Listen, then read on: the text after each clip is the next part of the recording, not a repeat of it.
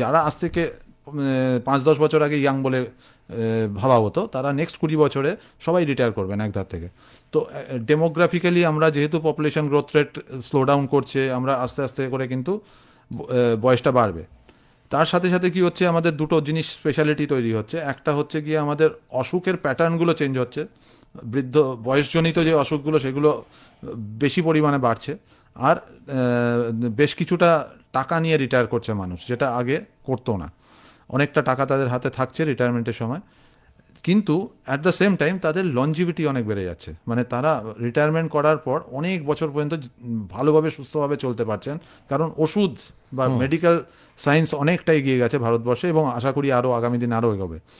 তো আমি যদি 60টাকে রিটায়ারমেন্ট এজ বলে চলি, যেটা নর্মাল সরকারি নিয়মে যেটা হয়ে থাকে, সেইটা যদি ধরি, তাহলে যদি তার থেকে যদি আমি ধরি যে বাঁচতে হবে আরও 20 থেকে 25 বছর অন অ্যান অ্যাভারেজ, তাহলে আমার কাছে অ্যাডিকুয়েট ওয়েলথ থাকতে হবে যে 20 বছরের ইনফ্লেশনটাকে ঝেলতে পারি আমি। ইনফ্লেশন একটা সবচেয়ে বড় জিনিস, যেটা বললাম। ভারতবর্ষ যদি বিকশিত ভারত হয়, তাহলে তার inflation will be at a very high rate.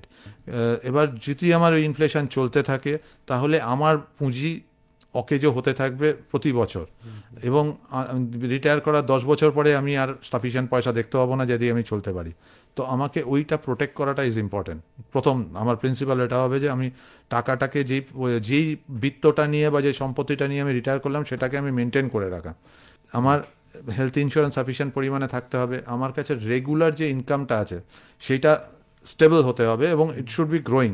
মানে ইনফ্লেশনের সাথে সাথে আমার কস্ট অফ লিভিং বাড়বে, তো আমায় সেটা গ্রো করাতে হবে।